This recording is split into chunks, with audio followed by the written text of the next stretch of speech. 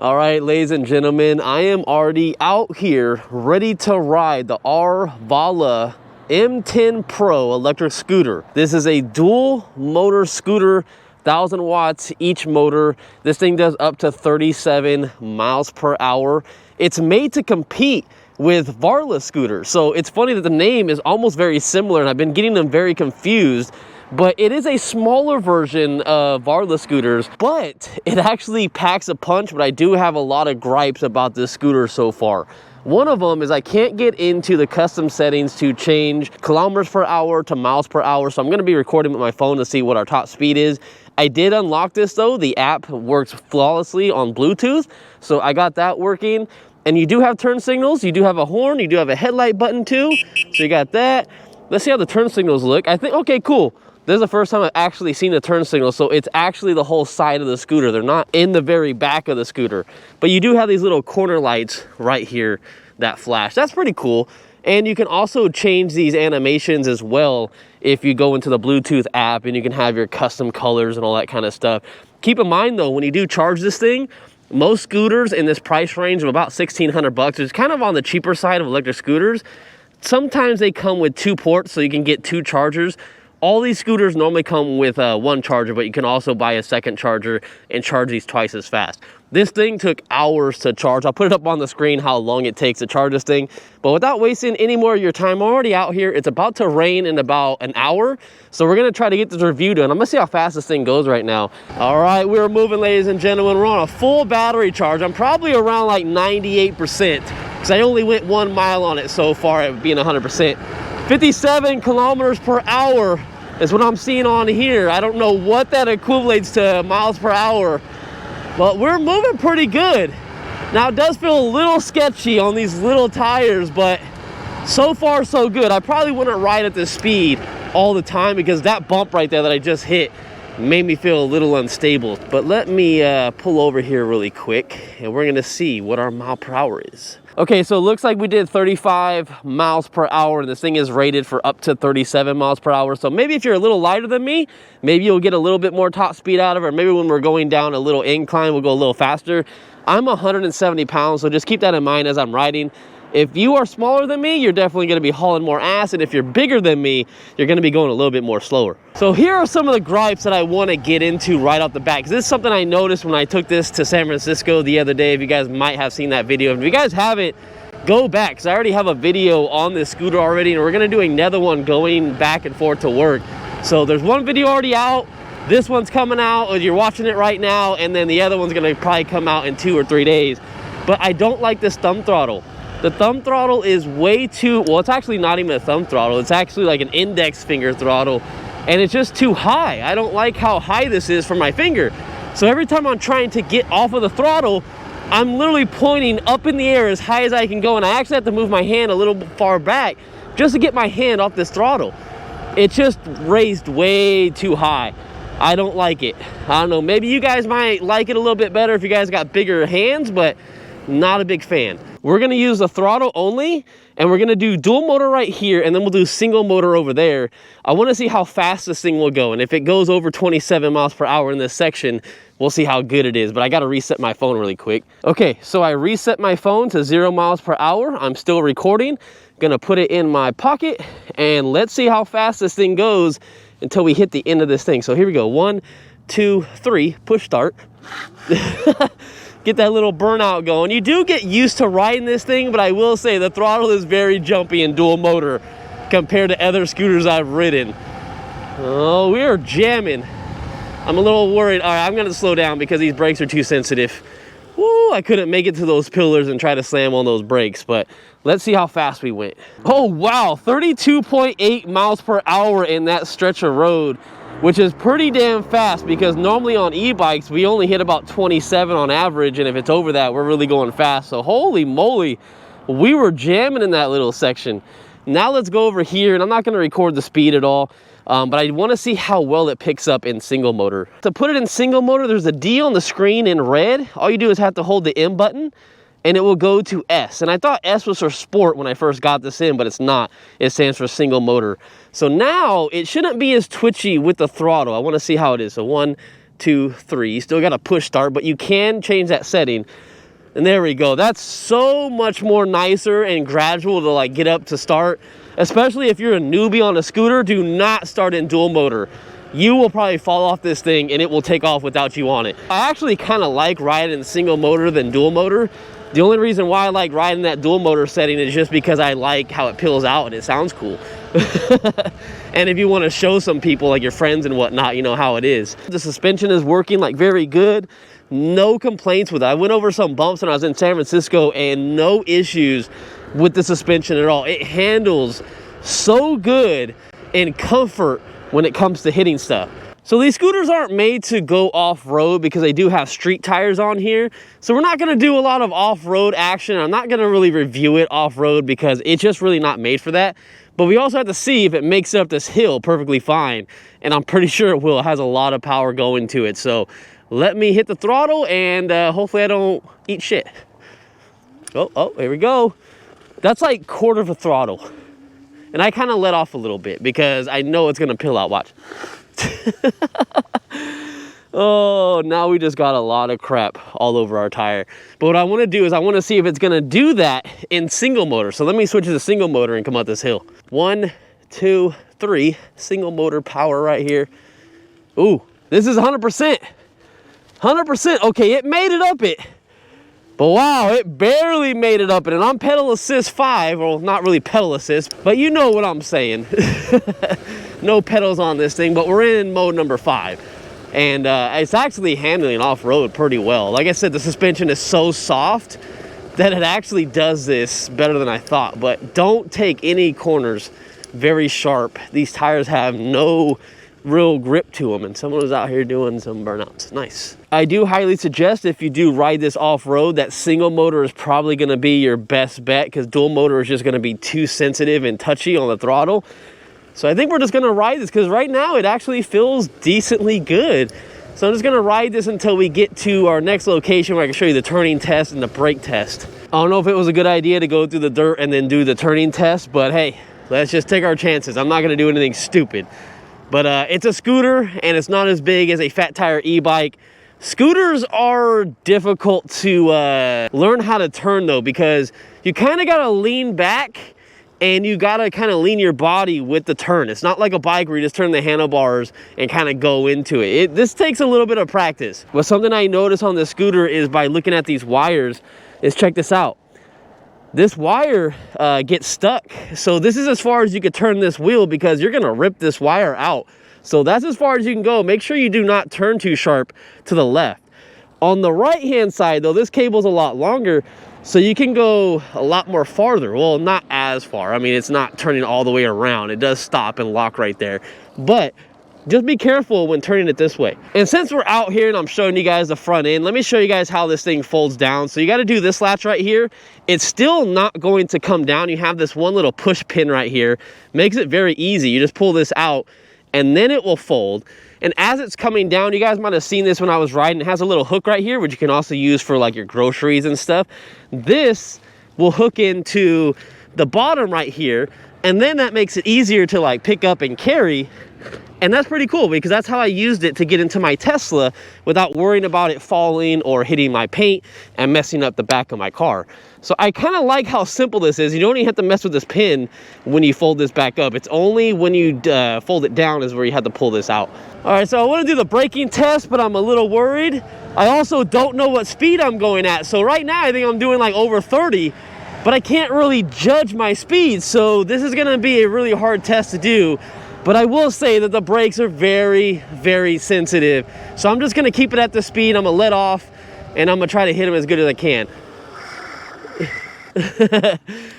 So if you do hit them, you can slide if you want. I would highly suggest probably not sliding because this thing is so small and light. But here's the line where we normally stop at our bikes. But again, I don't know what speed I was going. I was trying to base it off of how 28 miles per hour feels, but I'm so used to 28 miles per hour on an e-bike, not a scooter.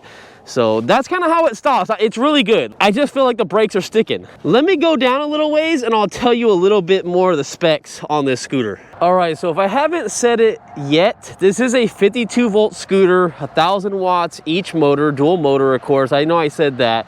And this has a 1040 watt-hour battery. It's roughly equivalent to a 20 amp-hour battery on a e-bike. They say you get about 50 miles of range out of this thing, but I'm gonna go out on a limb and say that's probably not realistic if you're riding at top speed all the time. I'm gonna say probably around 30 miles of range because it is lighter than an e-bike. What I couldn't find out was how heavy the scooter was, but it does feel pretty light. I'm gonna say it's probably around the 60 to 70 pound range. You can put someone that's 256 pounds on this thing, which is a very odd number that they put on their website. They should have just said 250 pounds, but maybe that's what they tested this thing at. But just keep in mind, if you are 250 pounds or more, you don't want to buy this thing. And honestly, my suggestion, because this is a smaller scooter than most, if you're over 200 pounds, I would suggest looking elsewhere for a scooter, because if you're over 200 pounds, you're not gonna get the power and the speed that this thing is supposed to provide for you. All right, so now we're gonna ride through here and we're gonna see how it comes uphill. It should do pretty fantastic, I'm gonna say. I really kind of want to hit this stuff, but no, I shouldn't. Nope. Today is not a day to crash. But I like kind of taking this trail now, kind of making my reviews a little longer by coming out this way, because we can also go down the overpass, and then we're also kind of coming up the overpass as well. And that's probably P right there, it looks like. This thing is very nice and smooth coming up this thing. I don't even have to use like full power. Nice and gradual getting up here, no issues at all. Now here comes the scary test, is going down the overpass. I'm holding on for dear life. 55, 56, 57. It's supposed to do 58. There we go. It's supposed to hit 60 kilometers per hour. That's the max that it will go, and that's roughly about 37 miles per hour. So we are probably still doing about 35, maybe close to 36 miles per hour. You got to keep in mind, I have been on this thing for a while, and our battery is going down. All right, let's see how fast we went. What? 34.8 miles per hour. So we actually went slower than being on flat road. Yeah, I think it's just the fact that our battery is draining. I have went 5.3 miles so far on this trip at a full charge. Now we do have the menu button right here, if you guys can see that. So the time we've been on it has been 28 minutes. Our odometer is 10 miles. And our trip so far, since I turned it off and on, has been 4 miles. And then, here's a battery percent. So you have a battery indicator. So that says 72 for our battery. So we're at 72%. That's cool to know. Oh, voltage. There we go. That is sweet. We have a voltage reading on here. So 53.4 volts. That's something I love. Now I am going to leave it on my battery percentage. I might as well, because I can see my mile per hour on here. I don't know how well you guys are going to be able to see that, because doing this doesn't change the screen brightness at all. This just has this just turns on the headlight and gives you this little red light right here, which I still don't understand why there's red lights on here. And the horn, where's the horn coming from? I guess the horn's coming from here, but it just sounds weird. I don't know. Now I got to show you guys the throttle response, which is insane. 1, 2, 3, it's instant. It is absolutely like a 1/10 of a second. It is so quick. 1, 2, 3. Yeah, it's on it as soon as you hit it. It is so sensitive that I am afraid to always put my hand fully down on it when I'm like leaving a start. Like if I am at a dead stop like this, you have to push off with this scooter, or you could turn it off in the app like I said. But when you push off, I try to gradually get into the power, and I am barely touching this throttle, maybe 10% down, and that is nice and gradual. Then you can get into it. If you are at a standpoint like I am, you do a push off and you hit it, with the dual motor, this thing will take off like crazy, and you gotta get used to it. It is definitely instant on that throttle. I'm just very unsure on why they went with a throttle like this. Maybe you guys have more experience on scooters than I do, but here's the thing. So you're using your finger right here to push the throttle, right? So that's how I move. So then do you use your middle finger to use this brake? Is that how you do it? So you do this motion, but then you also like do that? I don't know. It just feels too weird. It feels like I don't have enough fingers on the grip to like fully feel connected. I like to have a thumb throttle because I can grip my hand all the way around here and I can just use this. This makes me feel a little disconnected. That's just how I feel. Or it should have been on this side or something, but I don't know. And it's also just too far from my finger. My hands are small, ladies and gentlemen, but I want to be able to ride with my thumb and have my hands on the brakes like this. This is how I normally ride, or I ride with one finger right here and then I use my thumb like this. I can't do this on this scooter. Holy crap. Everyone looks at you when you're on a scooter, man, especially with a light up helmet. I feel like everyone's just like, what is that guy on? And the scooter lights up as well too. I forgot about that. So I am lit up all over the place. So at nighttime, this would be, oh God, big dip. This would be a nice scooter to ride at night with all the flashy lights. I don't think it has underglow though. I think it's just on the stem and it's on the side of the deck. I'm doing something I told you guys not to do, is be in dual motor while being off-road, and I can definitely feel it when the throttle is really sensitive and touchy. When I barely give it a little bit of juice or a little bit of beans, yeah, it kind of feels like it washes out a little bit, and I'm trying to hold on to it to keep it straight. I'm not trying to slide and go down. All right, ladies and gentlemen, so that is pretty much my quick review of the Arvala Pro, not to be confused with Varla scooters. And it's cool. It's not something that's crazy out there where you're gonna see it and be like, oh my God, there's some unique features to this thing that I have to buy it. It doesn't really stand out to me too much in what it does. It's a scooter at the end of the day. I do think the turn signals are pretty cool, but they aren't on the front or the back. They're just kind of on the side of the scooter. So they're gonna be really hard for people to see. At nighttime, it's probably gonna light up pretty well, but people are also gonna probably think that's how your scooter looks just at nighttime, you know what I mean, like the animations. You do have a headlight on here, which looks really good. I'm doing a second video on this, gonna take it back and forth to work, and we'll see how that looks. Also the brake light as well at night. Again, I'm doing 3 videos on this, so that's kind of why this video was a little bit shorter than it normally is. But I do want to show you guys the miles that I went to the battery percent, because we can actually see that, and then I'll show you the voltage as well. So I have went 7.1 miles since I started this trip, and we are down to 64%.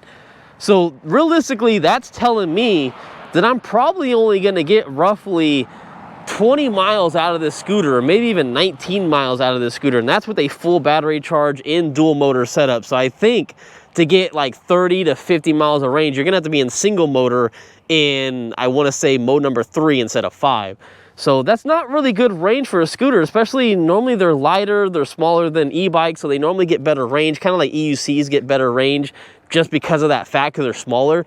But this doesn't look like it's doing too well right now. Some other things I want to point out that you guys probably haven't noticed is that on here, these grips lock. I like that the grips lock. I'm not a big fan of these, but on scooters, it actually feels better to kind of have some type of palm rest, because when you brake, you're going to be kind of flying into the handlebars a little bit, and compared to a bike, you just sit down. But I'm not like a big fan of these. I don't understand why these are on here. I don't know, they don't really work too well, because your hand sits like this. It doesn't sit on it like this, where it's going to actually like cushion it. It just kind of sits on top. So I don't understand kind of what these are for. Maybe you guys know, I don't know. Another thing too, I thought this was gonna make some noise, but it doesn't, because there is no padding behind here. But if this does start making noise over time, put some like tape or something like that, or foam pad, because it could make some noise if this does come loose. But there are 2 screws that you can tighten to make this not move. I haven't had any issues with it the way it's been out of the box. Cable management is great as well on here. It all kind of tucks in here.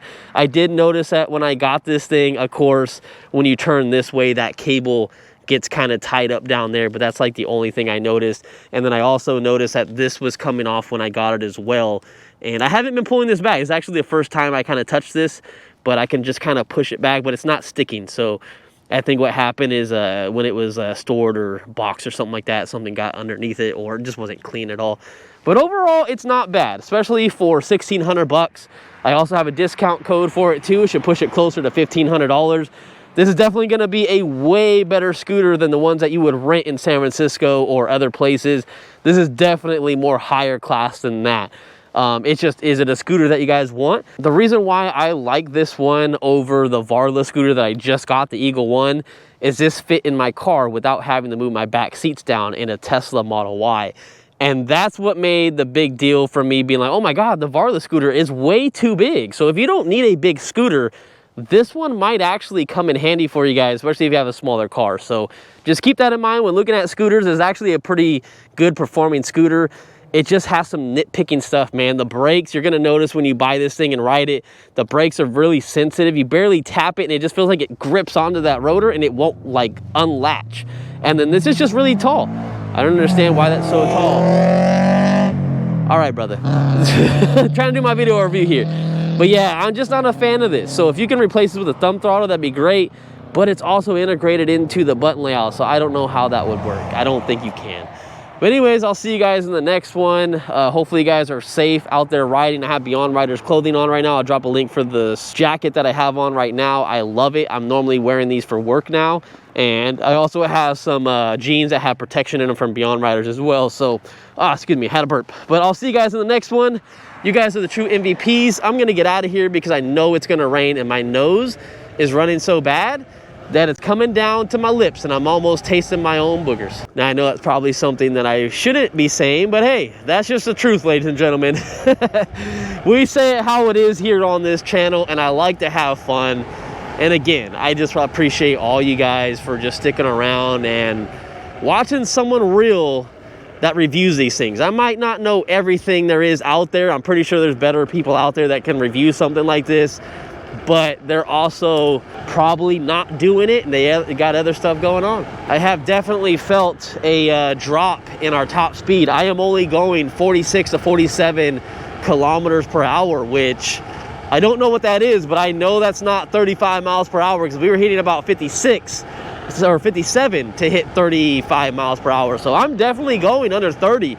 This thing is definitely drop speed. This is probably around 28, 29 miles per hour. So just something to keep in mind when your battery starts dropping, which we're at 60% right now.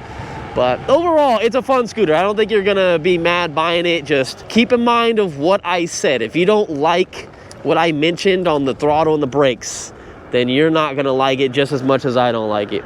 Oh, and one more thing before we end the video, I forgot, is that it does use NFC real quick. So if you tap this on, it turns it off. And then when you tap this and it lights up like that, you can turn it on that way. And if you don't want to use the NFC chip, which, oh God, it takes a second. You got to give it like maybe 2 or 3 seconds before you try to hit the power button on. But for example, if you don't want to keep using the NFC chip over and over and over, you can actually just turn it off like this. And then if this light is still activated and on, it took me a while to figure this out. You don't have to carry these on you. So you can just come back and turn it on without the NFC chip, which is pretty cool, I think. And then if you want to make sure someone has to use the NFC chip, then you just tap it to turn it off, and then it will never come back on. Pretty cool.